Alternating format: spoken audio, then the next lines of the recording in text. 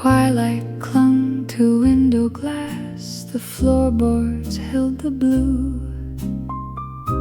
A magnolia breathed below where dawn came slowly through.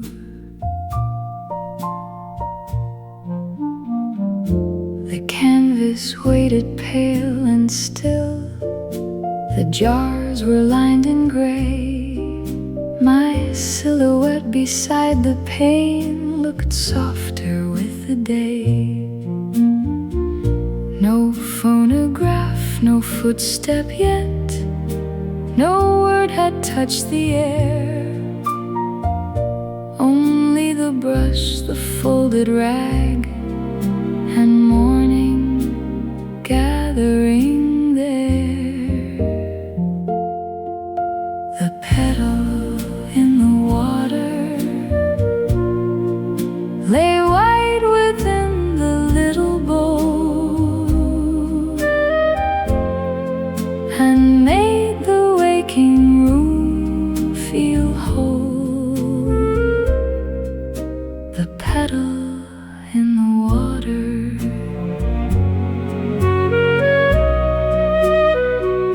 It must have drifted from the branch and found the sill by chance. A teardrop trembled near my hand, then vanished in its dance. I watched it turn once in the light, so quiet, faint and slow, as if the day had placed a bloom exactly where to go.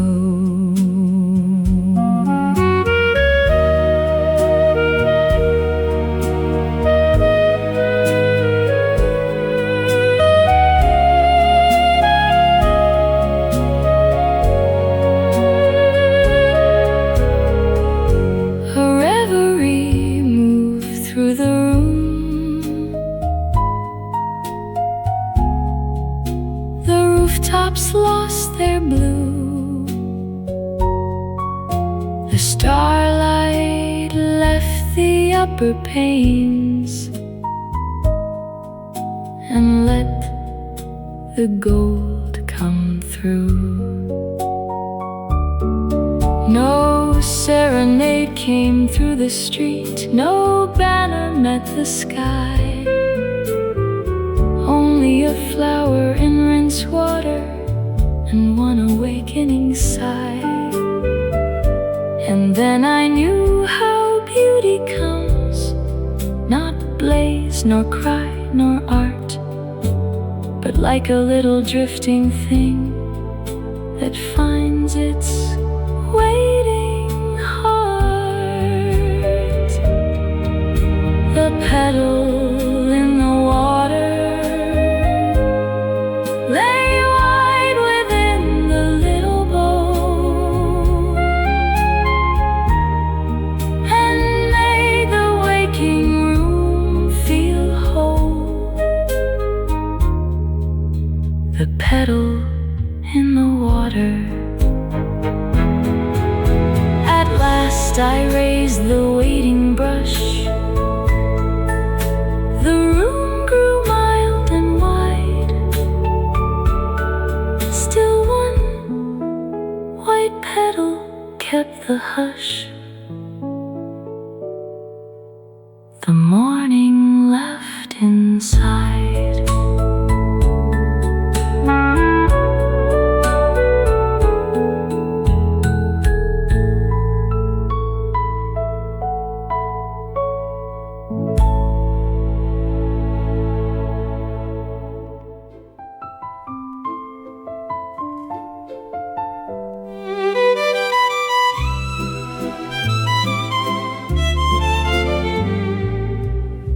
The fitting rooms had given back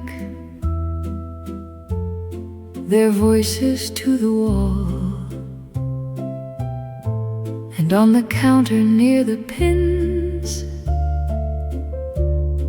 the little bell stood small. You check the hem by window light, then smooth the tissue sleeve. pattern book lay open wide where summer leaned to leave. The satin hangers clicked behind, the curtains printed rose. A spool rolled once beneath the chair and stopped beside your shoes. The bride was due at 4:30, her mother due at 5. You set the gown across both arms as if it were alive, then touched the bell beside the till and turned its ribbon through until the bow sat straight enough for someone frightened too. The ribbon on the bell, pale against the brass, was only there to call a hand when customers should pass. The ribbon on the bell, I watched you make it right, and felt a little shop become a chapel full of light. The bride came in with gloves half on, her veil box at her side, and tried to smile the way one does when all the seams decide. You did not praise the dress too much or make the mirror kind. You only pinned the shoulder close and let her breathe in time. The bell gave out one silver sound when mother reached the door, then quieted beneath the bow as if it knew what for. You turned the train, you checked the waist, you clipped one thread away and left no trace of all the care that held her through the day. No organ played, no candles stood, no vows were spoken there, only muslin, chalk and lace, a girl afraid of air. Yet some rooms learn a holy thing by how a hand behaves, not changing what the hour will ask, but helping someone stay. The ribbon on the bell, still and neatly tied, held the smallest part of June before she stepped outside. The ribbon on the bell, not garland, ring or prayer, only proof that tenderness had passed its fingers there. At closing time the blinds came down, the pattern books were still, and on the counter, softly bowed, the bell kept all its will.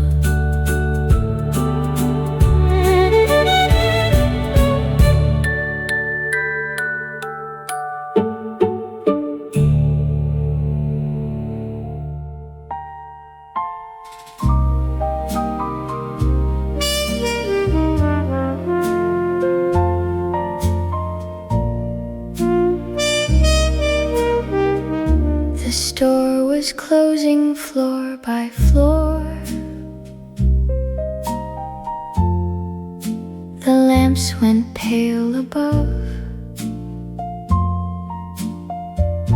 and hat boxes beside the glass leaned softly into love. You stood inside the elevator with buttons at your hand. The brass gate folded bright and thin, the mirror tall and bland. A lady called for millinery. A clerk came down with lace. A child pressed every numbered light and hid his guilty face. Then he arrived with violets, his overcoat half done, and asked for floor 11, as if there were only one. The bell had rung for closing time. The door should have been drawn. You held the gate a moment more and let him hurry on. Hold the gate at 5. Let the brass stay wide. Let someone carrying flowers keep his errand safe inside.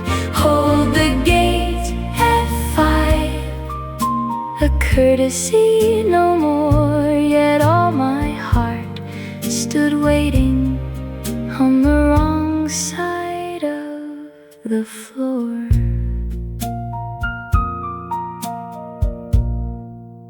The car rose past the dresses, past gloves and evening shoes. The mirror took his violets twice and gave them back in blue. You asked if he was nearly late. He smiled and said, a little. The elevator trembled up between the floors of metal. I had no reason riding there, no purchase left to claim. My parcel held a necktie pin, my ticket bore no name. But when you reached to stop the lift and turn the handle slow, I saw how lightly one small hand can help another go. He thanked you with his hat in hand and stepped into the hall. You watched the violets disappear and did not watch me at all. Hold the gate at 5. Let the old ropes rise. Let another man's bright flowers reach another pair of eyes. Hold the gate at 5. No promise, touch or sign, only your hand making room for a kindness that was not mine. It was not envy, I would say, to buttons, brass and light. Not envy of a flower bunch sent somewhere out of sight, but certain little mercies can uncover what we hide. The gate held open gently for the one who gets to ride. Hold the gate at 5. Let the floors go by. Let the mirror keep the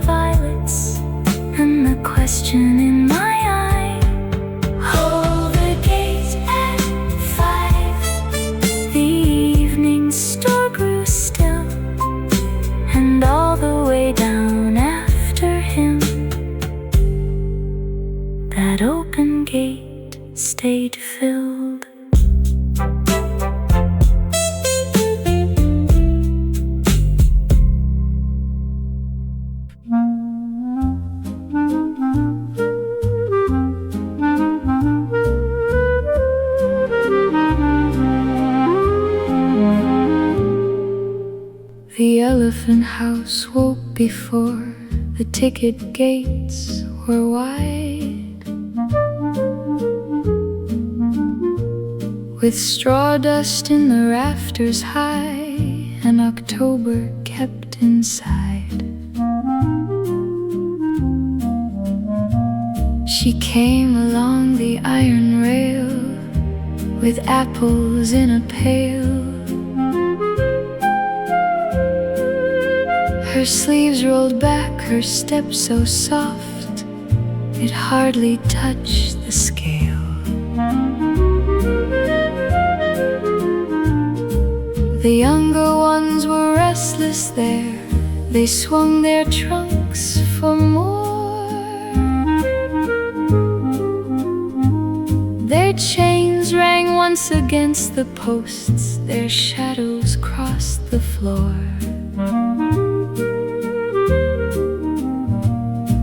But in the farthest corner stall, where morning entered late, the old one stood and waited still beside the wooden gate. Half an apple later, when the noise had passed, she saved the sweetest broken piece and gave the old one last. Half an apple later, no crowd, no call, no claim, only one hand remembering who answered to a name.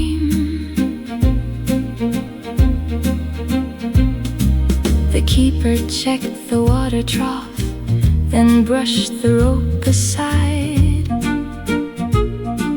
A school bell rang beyond the park, the city stretched outside. She split one apple with her thumb, where age had made it brown,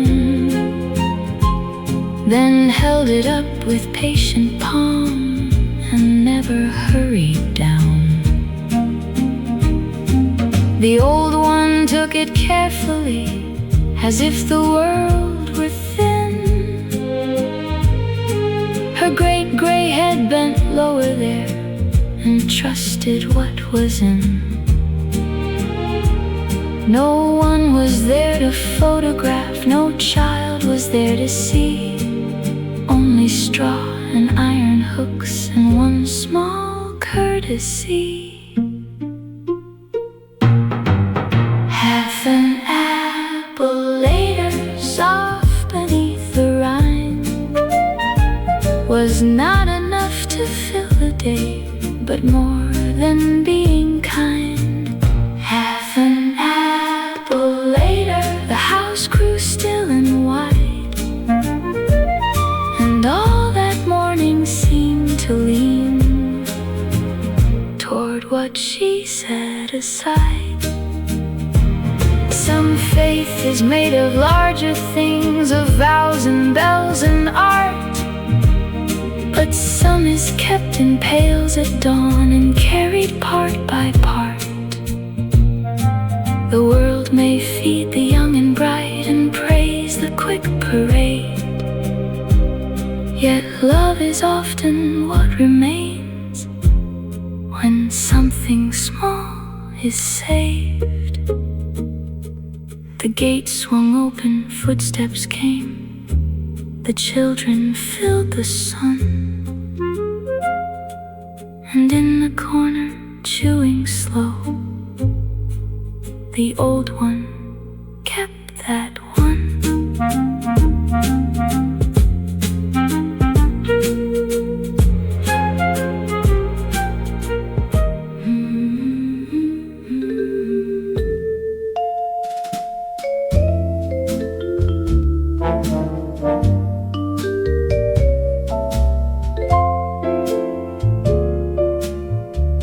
The shop was long and smelled of hide, The awning striped the floor, and April waited in the street beside the open door. You stood behind the counter glass with polish at your wrist. The heel taps sorted black and brown, the laces wound in twists. A dancer brought one satin shoe, its ribbon frayed and thin, and set it down as though a life were balanced there within. You turned it over in your palm, then shook your head almost, and found the smallest shining tack beside the wooden post. The stitching wheel began to tick. A streetcar crossed the square. A pair of boots leaned by the stove with Sunday mud still there. You held the heel against the block, then tapped the metal through so lightly that the little sound seemed meant for only you. She said the dance was due at 2. You said then this must hold, and brushed the satin with your thumb where wear had dulled the gold. I came for nothing more than souls, or so I let you know, but stayed to watch a worn out thing be trusted back to go. The tack beneath the heel, small enough to hide, held a step that no one sees beneath the turn and glide. The tack beneath the heel, I watched your patience stay, and learned how quietly a hand can help a life make way. No one would praise the anvil there, the glue pot, brush or thread, or know what kept her steady when the painted stage lay ahead. But some grace works below the eye, where music cannot tell. A careful strike, a hidden hold, a kindness fitted well. The tack beneath the heel, bright inside the seam, made the satin shoe believe again in its own dream. The tack beneath the heel, not ribbon, rose or flame, only proof that patient love can steady what it names. At 2, the matinee doors opened wide. The square went warm and still, and somewhere past the shop front glass, that hidden tack held.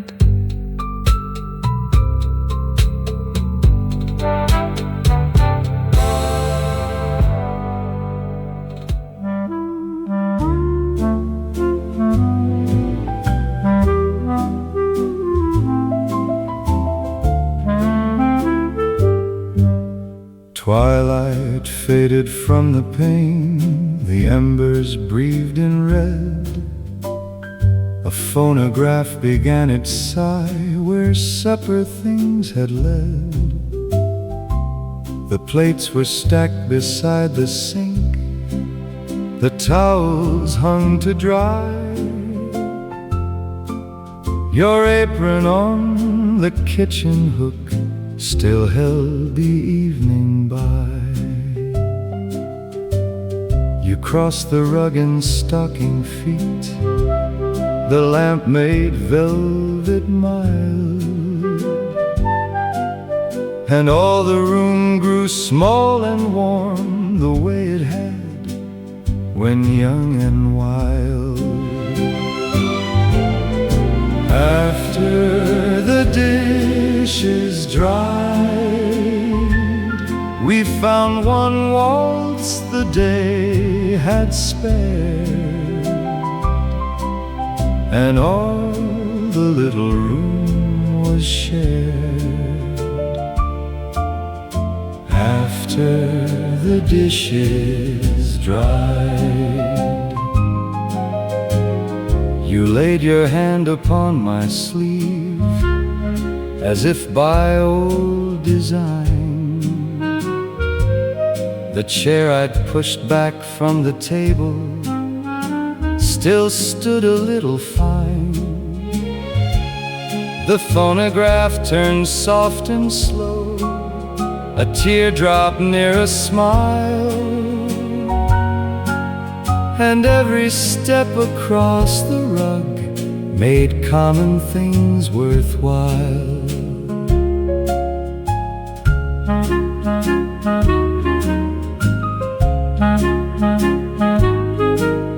The curtains kept the starlight out, the fire gave one last glow. Yet in that hush of reverie, the years move sweet and slow. No serenade came through the street, no grand occasion shone, only your darling near my cheek, and all the workday gone. And then I knew how love grows old, not dim and not denied, but warm as hands that meet at dusk when all the dishes dry. After the dishes dried, we found one waltz the day had spared,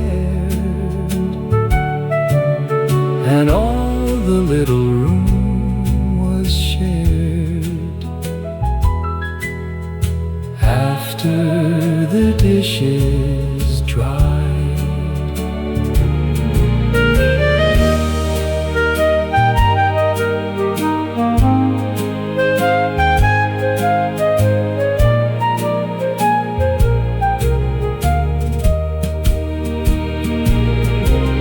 The phonograph grew faint and thin, the embers turned to gold. Still one last turning stayed with us, more dear for growing old.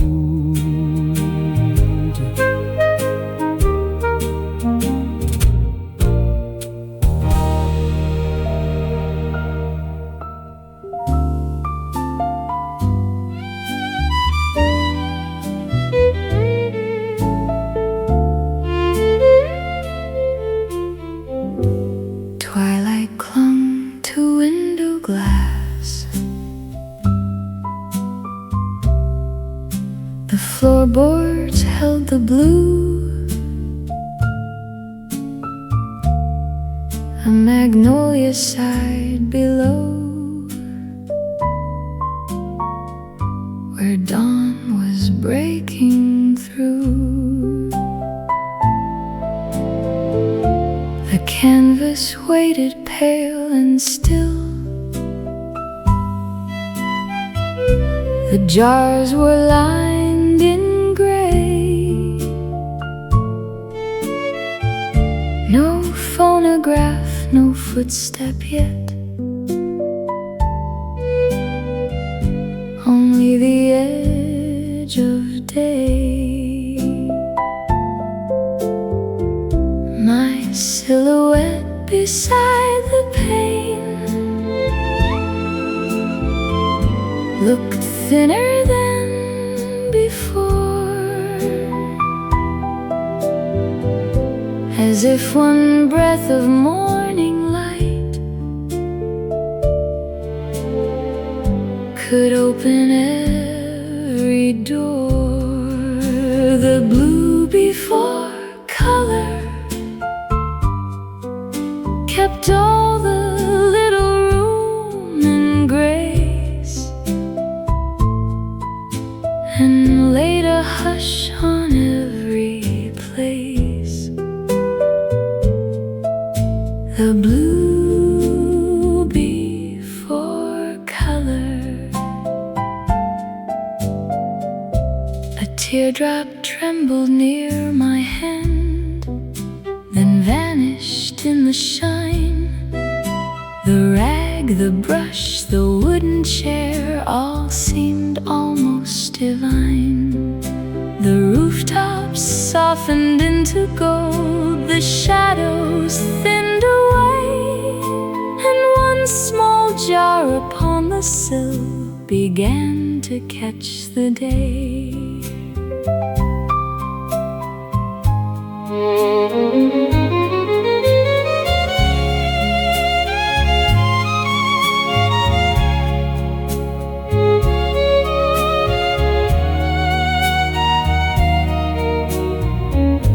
A reverie moved through the room, so quiet, warm and slow. The starlight left the window glass to let the morning grow. No serenade came through the street, no great command was heard, only the light on common things and one awakening bird. And then I knew how beauty starts, not with a blaze or cry, but with a little tender change in air and wood and sky. The blue before color kept all the little room in grace, and laid a hush on every place. The blue before color. At last I raised the waiting brush, the white began to flower. Still in my heart there softly stayed that blue and fragile hour.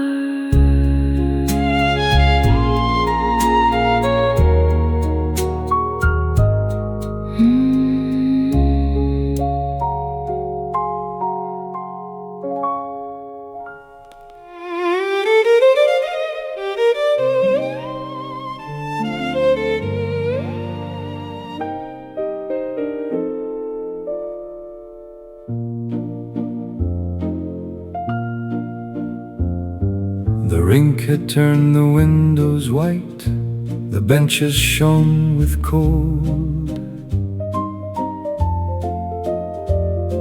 and every scarf along the rail was red or blue or gold. You stood behind the rental shelf with skates in numbered pairs, a pencil through your auburn hair, a mitten on the chair. The children crossed the rubber mats with ankles stiff and proud. Their mothers called above the band, the bright brass music loud. One little boy came limping back, his left foot pulled too sore. You knelt beside the wooden bench and said, "One loop looser." You did not laugh at how he frowned or hurry him along, You eased the lace beneath your thumb until the tight felt wrong. One loop looser, that was all you gave. Room enough for one small foot To learn how to be brave. One loop looser. I watched him find the floor And thought how gently care can hold, by holding not so hard. A girl spun twice and caught the rail. A whistle clipped the air, The coca cups went paper thin. with steam above the stair. You rubbed the blade with flannel once, Then checked the buckle pin and sent him toward the silver ink. to try the turn again.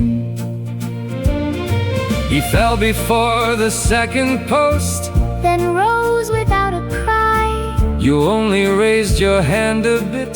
as if to tell him why. My own skates waited by the door, the leather cracked and worn, But I stayed near the counter still. to watch the afternoon. The band began a slower tune. The lamps came on in rows You tied another careful bow. and warmed your fingers close. One loop looser, Nothing grand or wise,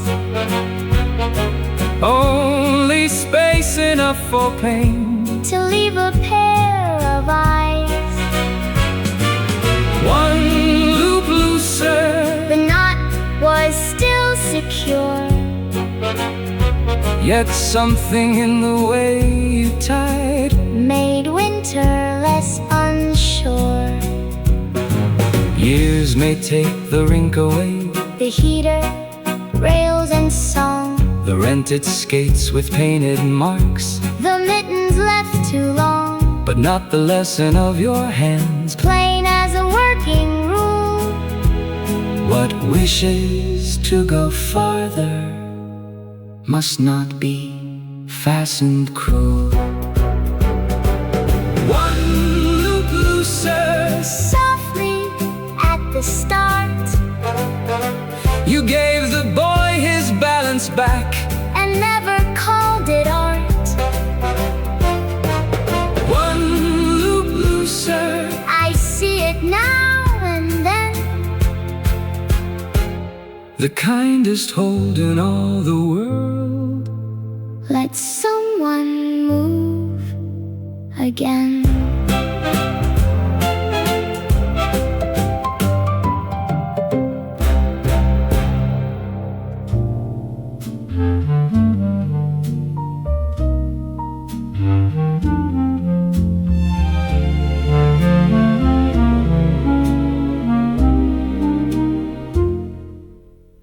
The Sunday lamps were brushed with gold. The rain leaned on the pane. A phonograph behind the room began a soft refrain. You rose as though to say one thing, then only reached your gloves. The waiter passing turned away with all the tact of love. The velvet kept a little warmth, the marble kept your ring. Outside the cobblestones gave back the weather's silvering. And where your shoulder brushed the chair, the fabric seemed to know how long a room can hold a hush before it lets it go. The chair by the pane still kept the shape of where you were, and made the whole gray hour defer. The chair by the pane. One cup had cooled before my hand, one saucer had been cleared. Your darling still was in the air, though you no longer were here. A pale silhouette crossed the glass, then blurred and thinned in rain, and all the brass and smoke in dusk drew inward with your name. I touched the chair you'd left askew. It answered not with heat, but with that strange and tender chill of something incomplete. No grand serenade marked the door, no teardrops sought the light. You only looked as if to stay, then folded into night. And oh, the quiet power of things that cannot speak yet prove how one small chair beside a pane can learn the weight of love. The chair by the pane still kept the shape of where you were, and made the whole gray hour defer. The chair by the pane. The old tune thinned to whispered dust. The rain grew fine and far. One dim reflection on the glass received a little star. And long after the lamps burned low, and long after the crowd grew thin, my heart went on returning there. The chair, the rain, the pain.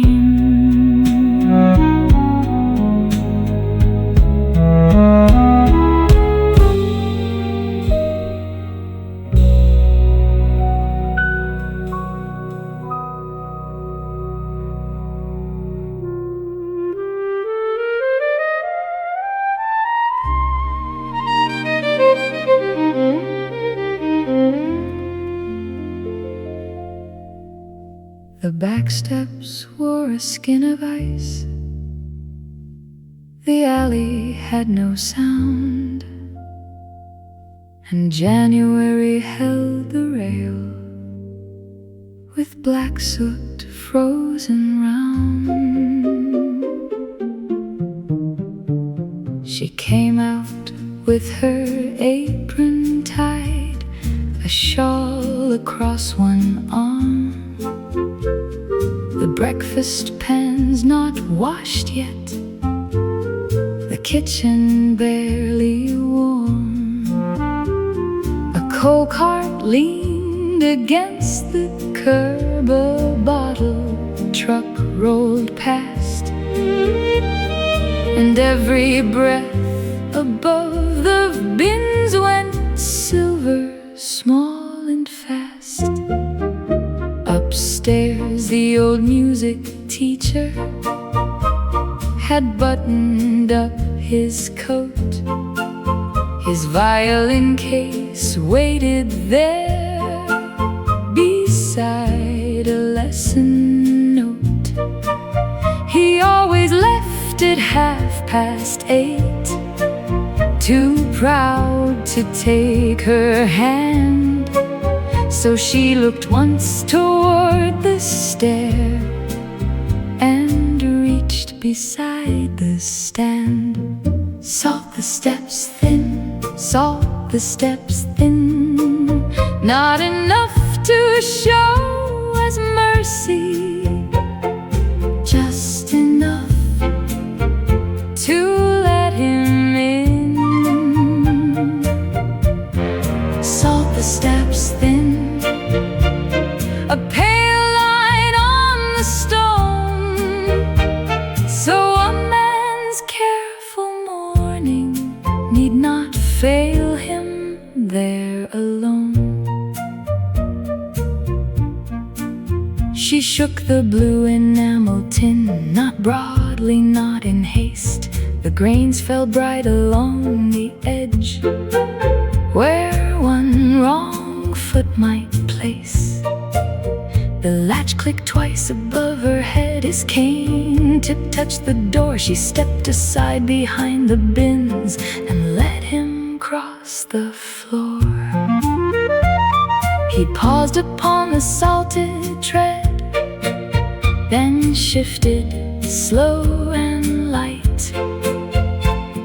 The violin beneath his arm stayed polished brown and right. He never knew the ice had planned a sharper kind of fall. He only reached the alley gate and straightened thin and tall. Some harness stops so quietly, it never earns a name. A slip that does not happen leaves no story wound or blame. But someone saw the weather first, the stair, the case, the pride, and laid a little winter down so dignity could ride. Salt the steps thin, salt the steps thin, let the frozen morning lose what it was holding in. Salt the steps thin, no ribbon, bell, or flame, only a woman's careful line between the ice and shame. The kitchen warm, the alley cleared, the salt began to run, and on the step his print remained, where falling had not begun.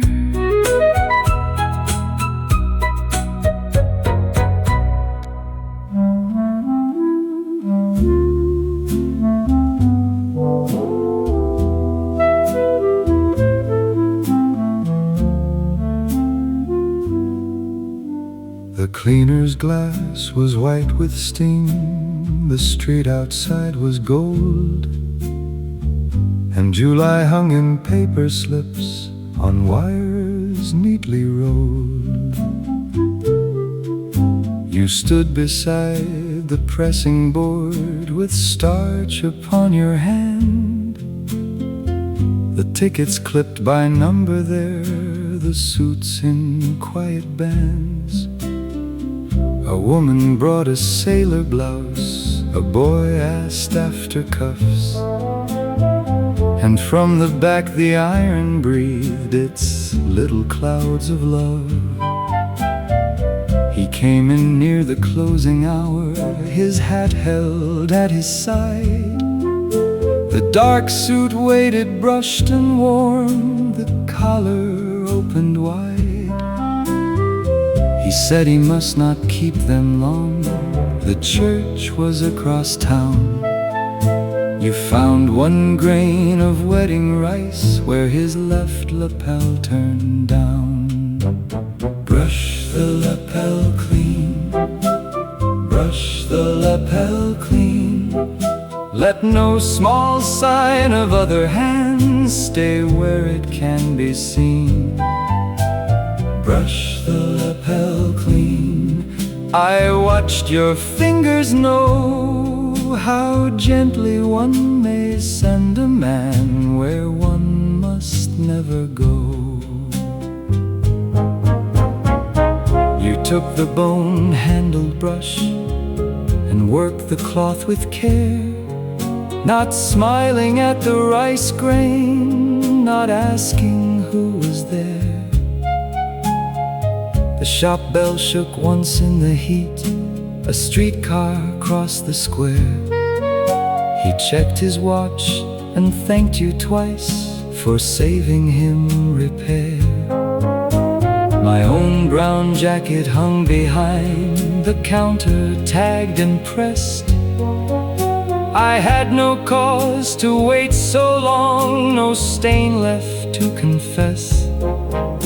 But when you smoothed his shoulder seam and turned the collar flat, I saw how much a practiced hand can give and not take back. It was not envy, I would say, to steam and wire and wool, not envy of a chapel door, a carriage, or a rule. But certain grains of ordinary white can show a heart too well. What falls from someone else's day may stay where no one tells. Brush the lapel clean. Let the dark cloth lie. Let him reach the wedding steps with nothing gone awry. Brush the lapel clean. No claim, no flower, no tear. Only your hand making him ready for another's year. The shop went dim, the iron cooled, the claim slips lost their shine. And on the floor, that little grain looked almost nearly mine.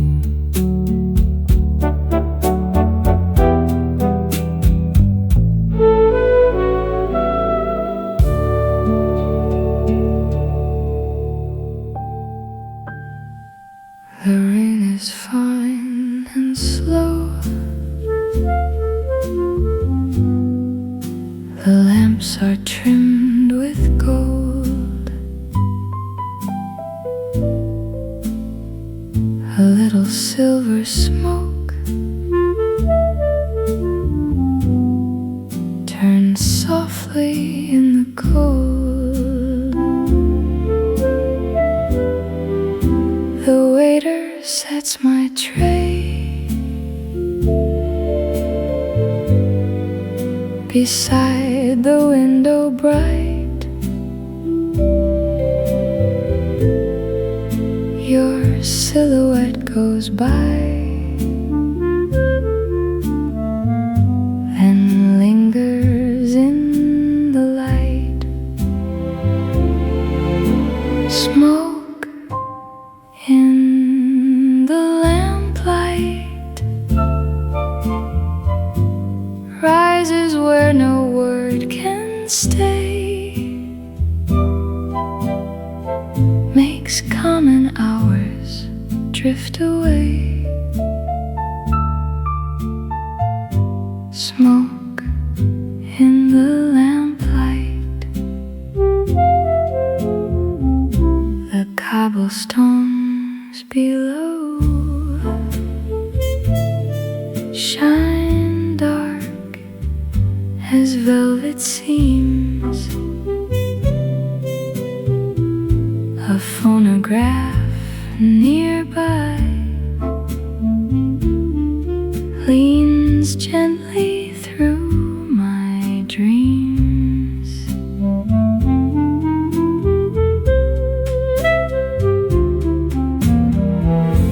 The coffee sends its sigh, the saucer keeps its ring. The room grows warm and still, as if it heard you sing.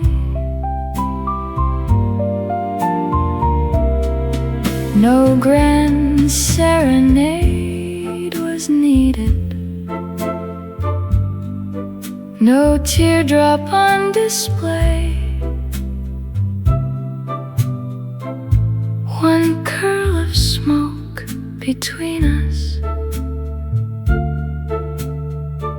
and all my heart gave way. Smoke in the lamplight rises where no word can stay, makes common hours drift away. Smoke in the lamplight. The rain moves down the pane, the room falls into grace, and one last thread of smoke leaves warmth in your old place.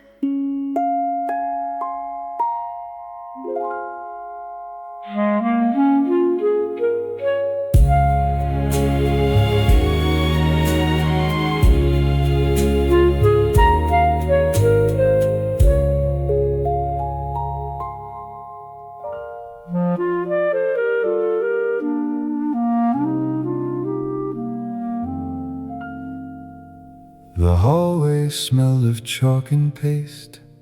The bell had just rung through, and in the nurse's little room, the basin held the blue.